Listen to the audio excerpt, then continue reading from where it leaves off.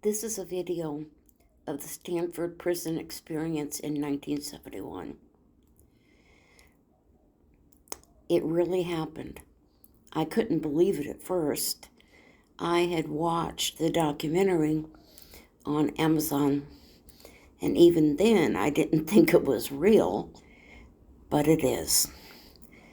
This experiment was supposed to last for 2 weeks, but as you will see why, it only lasted for 6 days. I hope you stick with it. It's pretty intense, but the end is quite telling. So I hope you enjoy.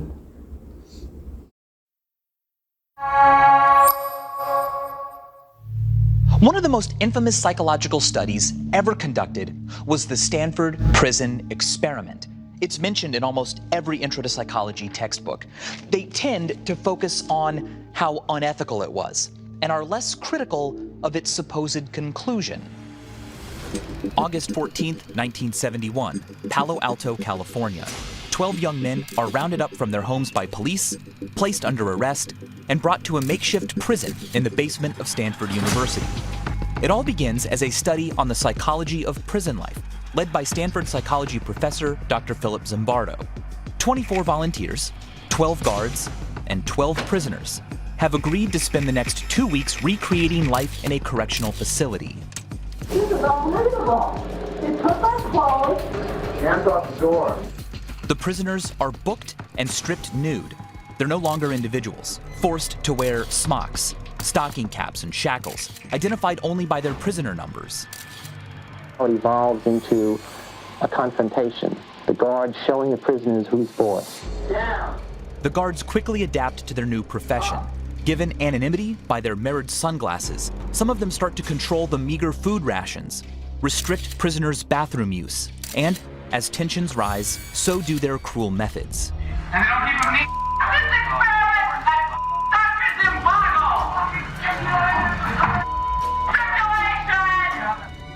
Within just 6 days of the planned 2-week study, conditions are so bad that the entire operation is shut down. I'm inside! Out! Now! God damn it! The study makes international headlines. Zimbardo's fame skyrockets, and his conclusions are taught to students worldwide, used as a defense in criminal trials, and are even submitted to Congress to explain the abuses inflicted at Abu Ghraib. The study brings up a question just as important then as it is today. Is evil caused by the environment or the personalities in it?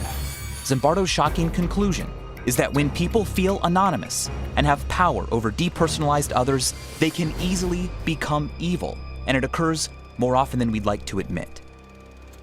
But while it's true that people were mean to each other during the Stanford prison experiment, what if what truly caused that behavior wasn't what we've always been told?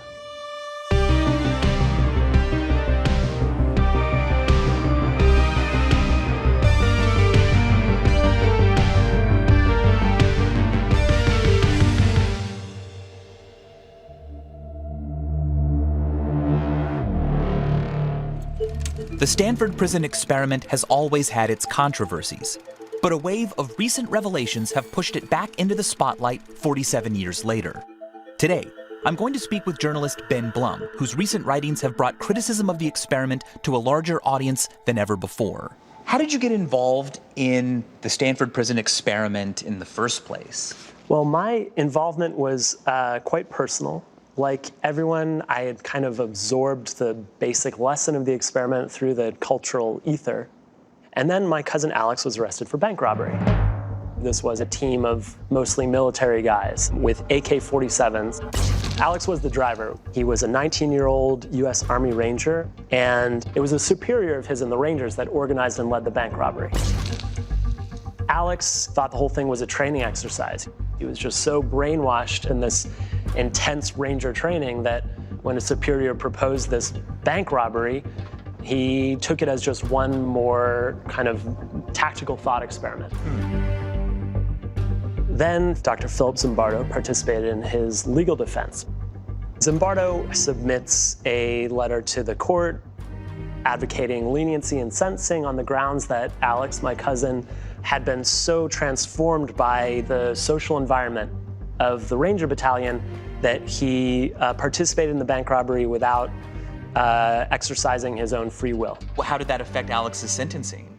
He received an extraordinarily lenient sentence of 16 months. So Zimbardo was a family hero. But over time, Alex finally, he did admit to me, you know what, I knew this was a bank robbery by the end. I just didn't have the moral courage to back out. Oh, wow. Alex, myself, and our whole family came to view the Zimbardo argument as a way to shirk personal culpability and to put all the blame on the situation. So you start looking at the Stanford prison experiment in particular. You reached out to Dr. Zimbardo himself, as well as some of those who participated. What'd you learn? I learned to my deep surprise that quite a number of the participants had stories of their experience that completely contradicted the official narrative. Which is, look, these regular people, good people, came together and because of the situation, became evil. Right. Zimbardo has claimed that the guards were put in the situation, and then the kind of hidden wellspring of sadism that apparently lies in all of us unfolded organically. On day 2, there was a very sharp change in the whole nature of what was happening in that prison. The guards now fell into their job. There was an orientation meeting for the guards. They had been told quite explicitly to oppress the prisoners. Come on. That falls under the heading of what psychologists call demand characteristics. Experimental subjects tend to be motivated to give experimenters what they want. Demand characteristics occur whenever participants being studied act differently than they normally would because they've guessed what hypothesis is being tested and feel that a certain kind of behavior is being demanded. There was a recording of explicitly correcting a guard who wasn't being tough enough. The guards have to know that every guard is going to be what we call a tough guard. And so far, well, you have to kind of try and get it in you. Whether or not we can make this thing seem like a prison, which is the aim of the thing, depends largely on the guard's behavior. So a conclusion you could make from the Stanford prison experiment is that when you tell people to be cruel, they'll do it if you tell them it's for a greater good like science. Right. Who would have thought? I think the study stands still as a fascinating spur to further more careful research, as a demonstration that should make anyone curious as to how such extreme behavior could arise in such a short time. The experiment could still be useful, but it might need to be reinterpreted. Its data might lead to different conclusions than the one that we've been telling for so many decades. Right. The flaws in the experiment that Ben and other critics bring up call into question large portions of the narrative surrounding the study. So I want to hear from someone who was actually there. Come on. Get in that closet then. Paul, I'm scared you're going to be in there for a while. So just get used to it. Dave Eshelman, the study's most infamous guard, agreed to tell me his side of the story. It's really an honor to meet you. You're a living, walking piece of psychology history. I'm never recognized in the street or anything like that, although I still get some hate mail. But Are you serious? Yeah, absolutely. Well, what do you say to them when they react that way? I say, well, there's probably a lot about that didn't happen quite the way it's been portrayed. Well, Dave, before we go too far, I'd like to watch the footage we have here so we can kind of talk about what we see. That's me there, by the way. Look at that look. Mm-hmm. So how did you get involved with a Stanford prison experiment? My father is a professor at Stanford, and I was home for summer looking for a summer job.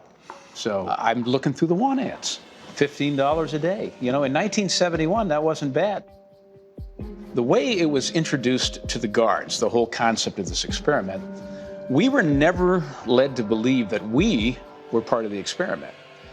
we were led to believe that our job was to get results from the prisoners, that they were the ones the researchers are really studying. The researchers were behind the wall, and we all knew they were filming, and we can often hear the researchers commenting on the action from the other side of the wall. You know, like, oh gosh, did you see that? Here, let's make sure you get a close-up of that, okay? So if they want to show that prison is a bad experience, I'm going to make it bad. But how did you feel doing stuff like that? Didn't you feel bad? I don't know if this is a revelation to you, but 18-year-old boys are not the most sensitive creatures. Sure. My agenda was to be the worst guard I could possibly be. And it's pretty serious. Mm-hmm. It harms me. I mean, harms. I mean, in the present tense, it harms me. How did it harm you? This is my favorite part of all the footage we have from the experiment. Mm-hmm. It's you and a prisoner confronting each other after the experiment. I remember the guy saying, I hate you, man. Yeah. I hate you. How does it harm you? Just to think about it, you mean that people can be like that? Yeah. It let me in on some knowledge that I've never experienced firsthand. I didn't see where it was really harmful. It was degrading, and that was part of my particular little experiment to see how I could... Your particular little experiment. Yes, Why don't you tell me about that? I was running little experiments of my own. Each day I said, well, what can we do to ramp up what we did yesterday? How can we build on that? Why did you want to ramp things up? Two reasons, I think. One was because I really believed I was helping the researchers with some better understanding of human behavior. On the other hand, it was personally interesting to me. You know, I cannot say that I, did not enjoy what I was doing. Maybe, having so much power over these poor defenseless prisoners, maybe, you kind of get off on that a little bit. You weren't entirely following a script from a director. Right. But you also felt like Zimbardo wanted something from you. Yes. And you gave that to him. I believe I did. I think I decided I was going to do a better job than anybody there of delivering what he wanted. But does that excuse me from what I was doing? Certainly it started out with me playing a role. So the question is, was there a point where I stopped acting and I started living, so to speak?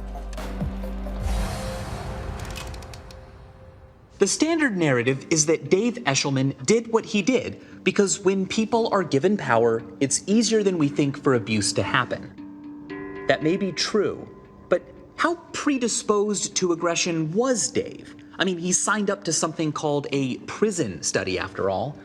Also, his feeling that cruelty was encouraged and helped the experiment may have affected his behavior.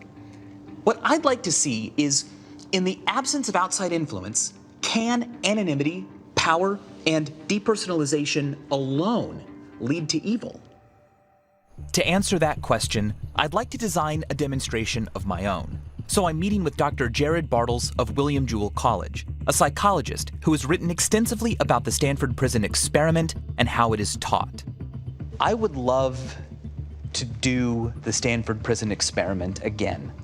You could probably make it more ethical, but still find the same conclusions. That's my hypothesis. I absolutely think it's worthwhile, it's important, it's interesting. Probably the best approach is eliminate as best as possible the demand characteristics by eliminating that prisoner-guard dynamic. Why do we even need to call one group guards and one prisoners? There's a lot of expectations around those roles. Oh, I'm a guard, I guess I should act like a guard. Yeah, you're right. The cover story is really important, and you want to hide the true purpose of the experiment. Another piece of this is the role of personality and personality traits. So the original ad in the Stanford study asked for participants for a study of prison life. That's going to draw certain people that were more kind of disposed to aggression. Because they saw the word prison and thought, I want to be a part of that. Exactly. So when you get a group of kind of authoritarian-minded individuals together, not surprisingly, they're going to create an authoritarian regime and environment. So for whatever it is that we're going to do, we should evaluate the personalities of the individuals. Right. So how do we give people every opportunity to be as evil as they can? I think you have to have those elements that were assumed to be influential in the Stanford study. What are those elements? You have to have the depersonalization, you have to have anonymity, you have to have some power differences. Can we elicit some surprising behaviors in just a number of hours? If you kind of come back to the Stanford study, there wasn't anything dramatic that happened in the first day of the study. Yeah. It was the second day of the study when the guards started to assert their authority. That came about because of prisoners testing and challenging the guards' authority. Yeah, and that led to fear. That, like, wait a second, these prisoners need to be put more in check. Yeah. So I think you still need that provocation. Yeah. Something that is frustrating, something that's going to increase the participants' arousal. Right. All right, so Jared, would you like to spend some time now brainstorming a new design that peeks into the same questions? Absolutely. Awesome. Jared and I sat down with the Minefield crew to begin the planning process. Will a person without any expectations or pushes in a certain direction still be abusive or not? For this demonstration, we want to eliminate all outside variables and really isolate the 3 core elements of the Stanford Prison experiment. The first element is anonymity. Subjects need to believe that no matter how they behave, no one will know it was them. This is where people will be coming in the morning. So everyone's gonna be staggered when they come in. That's important because we don't want them to ever meet their teammates face to face. The original experiment gave guards anonymity by providing mirrored sunglasses and uniforms, but we're taking it much further. Our study will take place in a room that is pitch black. They'll be taken into this room. I would love to see how dark this room is going to be tomorrow. Yeah, absolutely. You ready? I'm ready. Oh yeah. Right? This is uncomfortable. Despite the darkness, we will be able to see everything, thanks to infrared cameras. The second element is depersonalization. You are going to be participant number 1 today. From the moment the subjects arrive, they will only be identified by number, not name. So come on in. To eliminate the demand characteristics, we don't want our subjects to know what we're studying. Follow the sound of my voice if you can. All they'll be told is that we are studying how they solve puzzles in the dark. There is another team in a different location who is also solving a puzzle. Okay. Because the words guard and prisoner suggest certain expected behaviors, we've done away with them, and we'll simply give our participants an unseen, distantly located opposing team. We will measure the cruelty predicted by the standard narrative of the Stanford Prison experiment by giving our participants a way to exercise the third element, power. What I'm going to show you next is the system by which you can send them a loud noise. Okay. So if you want, We've armed the teams with a distractor button that they can press to blast an extremely loud, jarring noise into the other team's room. Everyone will have a volume dial that ranges from level 1 to 12, and they'll be told that anything below a 7 should be safe for the other team's hearing. and each person has their own control. Okay. So they can't see what you're doing, you can't see what they're doing. Okay. The intensity level they select, as well as the frequency with which they push the button, will be our indicator of how aggressive the participants become in this situation. Is it pretty, like, terrible to hear? I'll give you a demonstration. Hey, Derek, could you play a level 3 for me? That's a 3. It's pretty loud. Yeah. Participants will be told that when they or a member of their team pushes a distractor button, the volume played in the opponent's room will be determined by the highest level selected on any of their teammates' dials. This is to increase the feeling of diffused responsibility. The question is, will any of these participants take advantage of these factors and act sadistically? Of course, we would never want anyone to actually be harmed in our experiment. So the other team, they don't exist. Instead, Jared and I will be the ones occasionally blasting the group with noise at a safe level no higher than a 3. To see just how powerful the situation can be, we selected participants who would not be predisposed to sadism. We screened our participants using the Big Five personality scale, the personality assessment inventory, and picked those who scored the highest in moral categories like honesty and conscientiousness. It looks like, they should be able to see each other, but it's pitch dark. There are puzzle pieces on the table in front of you. Thank you, and once I leave the room, you may begin. Okay, here we go. So I think all the pieces around the outer, on the edge. Yeah, and then there's kind of like a frame that they all go in. Yeah, we got like, I don't even know where to begin, man. This is definitely a shot in the dark. You have a long piece that... Definitely don't think they're conscious of the control panel at this point. They're trying to get focused on the task here. A long piece that kind of is like an S shape, if anyone feels anything like that. I don't know if the noise distraction's really necessary.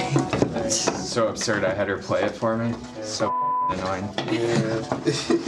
I wouldn't do that to my worst enemy. Right, exactly. We picked people who were most likely to have these kinds of personalities. Is there like an efficient way for us to work together? Nobody has one yet, right? No. Believe me, you'll know when I do one. Right? Same. I think we should send them one at like level 1. Oh, she wants. Why not? But everybody has to get one, otherwise it goes to like the highest. Alright. Let's just fire off. I'm at 1. I'm at 1. I'm at 1. I'm at 1 too. Alright, and then there's a button to the right. Did somebody do it already? I did, yeah. Okay. We should retaliate. Yeah, retaliate now. You're gonna send this like... Alright, that wasn't super hard. Play nice. I was waiting for like a 12. I really like the idea of describing them, but they're so... I'm just gonna put it out there that I'm ready to throw in the towel whenever everyone else is. No, they're not retaliating against that most recent buzz. Should we try again? These two are kind of like that. Jesus. They probably trying to do this. Despite the factors making it easy for them to do so, this team doesn't appear to be turning evil. Now they are like, just deal with it. Just ignore it and keep working together. They're not interested in retaliating. I guess another thing we could do is literally like rub the piece. Over the course of the 2-hour study, we blasted them with noise 23 times. Keep pressing it over and over and over. I think it's who's the biggest asshole. But they only pushed the button 6 times, and never above a level 5. They didn't seem to abuse their power. Puzzle pieces down. What would happen if we introduced demand characteristics that encouraged them to act aggressively? Your team has been randomly assigned an experimental condition. Although the other team will continue working on a puzzle, your team will not. Your only task is to operate the distractors. Also, the other team's buttons have been disconnected without their knowledge. You will not hear any sounds that they buzz back at you. We introduced the social roles where there's a little bit of power differential. We're kind of mimicking the Stanford-like variables here. By now saying that the buzzer is their task, the participants may feel a greater license to use it liberally, similar to how instructing prison guards in the original experiment to act tough may have encouraged more use of force. Do you guys find a lot of these focus groups? I've never done one. Yeah, I try to do them every so often. Even though they were given instructions to distract the other team, these participants instead just started chatting with one another. They know that they can be distracting now, but they're not pushing the button. No. So we could be pressing this shit right now. Oh, yeah. Oh, okay. Same thing, right? I'm gonna give him a couple of 3s. A couple of 3s. How did you guys find this? Over the course of 10 minutes, this group only pushed the button 3 times. I'm gonna give them a buzz. Why do you think they're so uninterested in blasting the other teams? Because we have individuals who have been selected really with that predisposition, right? Yeah. These are individuals who shouldn't be interested in retaliating. It was time to debrief the participants on what we were actually studying. I'm gonna turn the lights on. Here I am. I'm Michael, and this is Jared. We're gonna debrief you on what was really happening today. There are no other people. You are the only 4 here at this moment. There was never another team doing anything. It's getting better, doesn't it? This is a study related to the Stanford prison experiment. Nice. The standard narrative we hear about that experiment is that people just become cruel. So yeah, we're trying to see if we get the nicest people we can and we give them complete anonymity and the ability to be cruel, but never encourage them to, will they still do it? And you guys didn't. Did you have any suspicions about what we were studying or what was going on? Yeah, we talked about it. So many we considered there was no one else, and there was more about how we reacted to being blasted, and then also having the choice.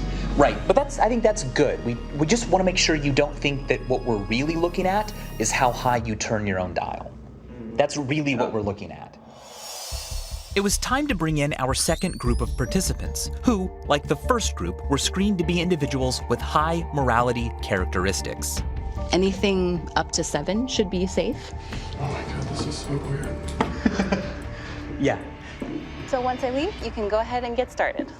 Oh, Lord. Remember, we can distract the other team, too. If this isn't already distracting enough. Oh. All right, so I just pressed the button to distract them. Right off the bat, she went to 7 and pushed the button. Yeah.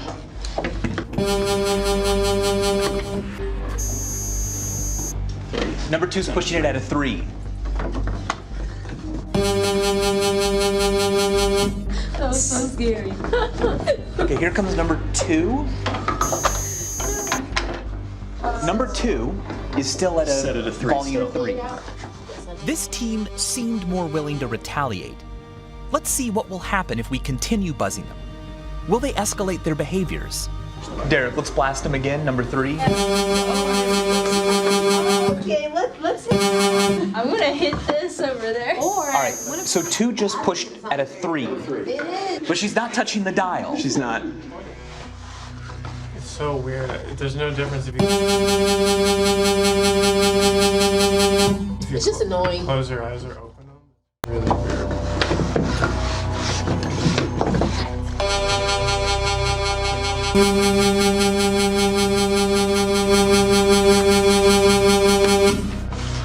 Okay, I'm not gonna release this finger on this button. Dang. Okay. All right. Sorry. You do that, and then we'll try to get. Has anything fit? It was clear that participant number 2 was really the only one hitting the distractor button, but it appeared that she only did it in retaliation to our buzzes, so we decided to see what would happen if we laid off. I think this puzzle is impossible.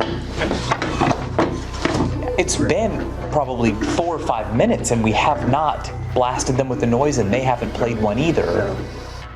Never want to do a puzzle ever again. I mean, I have a feeling like if we never played a noise in their room, they would never touch the distractor button. Probably not at this point. In the end, we buzzed this group a total of 44 times, and they buzzed us 38 times, 37 of which came from number 2, but always in retaliation and never above a 5. All right, guys. Puzzle pieces down. The situational factors did not seem to be sufficient to make this group sadistic. It was time for phase 2. So basically she's saying that we could just press the button. That's it? Yeah, I think so. Oh, she. It looks like it's at 7. Wow. Yeah, she's going nuts at a 7. I have come to conclude that there is no other team. And that is my final answer. So number 3 believes there is no other team. That might explain why she was just going nuts on the button, because she doesn't feel bad about it. Okay, they're all pushing the button a lot more, and they were told this time that it was their only task. We did something. You did it. Are you happy? You're broken me. That's how frustrated you are. What a difference this has made. Just like in the Stanford prison experiment, if you tell people that they have a certain task to do, they'll do it, even if it's gonna mean that they've been broken. The thing is, they never hit upon what we really care about, which is turning the dial into an unsafe level. Yeah. Hello, everyone. I'm going to turn the lights on in this room. Okay. And slowly you can look. So, hello, I'm Michael, and this is Jared. Hi. I'll give you time to adjust your eyes. Today, you've been part of a study where all we wanted was to see what would happen when we put people in a room and gave them that feeling of anonymity that comes from, well, if I crank my dial up really high, no one will know it's me. Right. So you have this opportunity to be cruel. I thought I went nuts, like when the other person was pressing. Sure, but that's just in-kind retribution. As it turns out, so far everyone stays in that below seven or under range. Yeah. This final phase was us trying to ramp up the demand characteristics, and I believe number 1, right? You did say at one point, "You've broken me, I did it, fine." So I love that phrase because it says, I didn't want to do this, but I'm doing it because I believe it was expected of me. Thank you. Thank you. After dismissing our participants, Jared and I sat down to discuss our results. Really fascinating. We brought in people who had very different personalities than those Zimbardo chose. We put them in a situation that did not demand things from them, and they behaved according to that personality. I think we have some intriguing support for the idea that it's more than just the situation. We really saw personality kind of shine through. For the most part, they seem to be aware of where that line is, that they shouldn't cross, and they didn't. None of them did. It was now time to speak with the man himself, Dr. Philip Zimbardo, who I worked with on last season's episode, How to Make a Hero. Okay, Lisa, Barry, you guys ready? For years, Dr. Zimbardo has responded to criticisms of his famous study, always maintaining that they aren't valid. I asked him about whether his study is better seen as one on the power of demands from authority, but he wasn't receptive to that idea. I then told him about the study we ran to get his reaction. I wanted to know what the sufficient conditions might be to make anyone do something evil. And we struggled to get that to happen. We couldn't get anyone to be cruel. Just giving them anonymity and a dehumanized other and the power to hurt that other, they didn't take advantage of it. Well, I mean, maybe the problem was, here's a case where by picking people who are extremely conscientious, extremely mindful, by selecting people who are high on compassion, high on mindfulness, you broke the power of the situation. In the Stanford prison experiment, we had, I presume, a relatively normal distribution. We gave them 6 personality scales, and we picked people who, on the scales, who were mostly in the mid-range. In that situation, some people behaved cruelly, evilly. Not everybody, but more of the guards than not. So again, I think that your study is a demonstration of one way in which personality dominates situation, where the personalities are. So I would say it's a positive result. The personalities are special. Where does this balance lie between the personal, the disposition, the personality, and the situation, the environment? No, that's the ultimate question. Where is, how much of one and how much of the other? Right. Zimbardo insists that demand characteristics played little role in his subject's behavior. Critics, like Ben Blum, say they played a big role, that what happened was what was asked for. If that's true, then the Stanford prison experiment, like the classic Milgram study, still has an important lesson. People are quick to be cruel if an authority figure suggests that doing so will serve a greater cause. In our test, we made sure that such influences didn't exist, and not one participant acted maliciously. Personality rose above the situation. Learning how that happens is vital if we want to improve conditions where power is involved. So it's great that this debate is still ongoing. And look, questioning methods and interpretations is not a personal attack. It's how we improve our confidence in what we know, and that's how science works. So stay curious, never stop asking questions, and as always, thanks for watching.